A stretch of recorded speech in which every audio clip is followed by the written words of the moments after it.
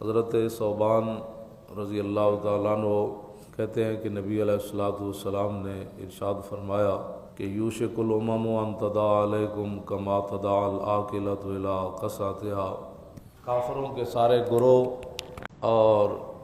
گمراہوں کے سارے گروہ یہ سارے اکٹھے ہو جائیں گے اور میری امت پر ٹوٹ پڑیں گے جس طرح بھوکے لوگ پلیٹ پر ٹوٹ پڑتے ہیں۔ ساری دنیا کے کافر اور ساری دنیا کے گمراہ جتنے بھی فرقے باطل، سوشلسٹ ہوں یا کمیونزم والے ہوں یا لبرلزم والے ہوں یا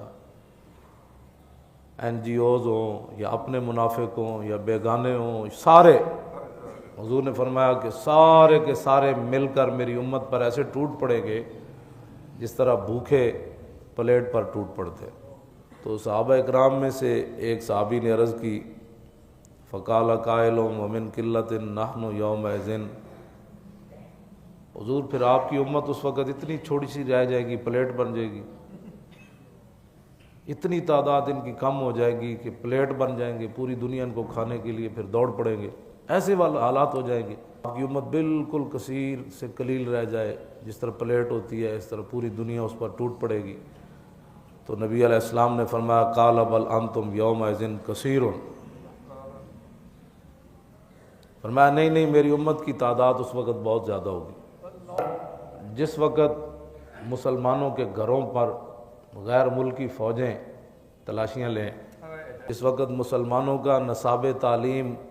کافر بنائیں، مسلمانوں کے نصاب تعلیم میں حضور کی سیرت کی جگہ بھی نہ رہے، قرآن بھی نکل جائے، حدیثیں بھی نکل جائیں، محمد بن قاسم کی جگہ بھی نہ رہے،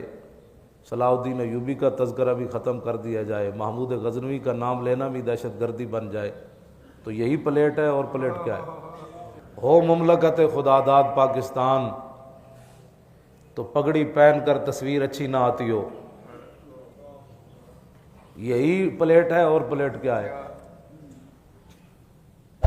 امرتسر کے سکھ پگڑی پہن کر فوٹو کھنچوائیں تو ان کی ٹھیک آئے،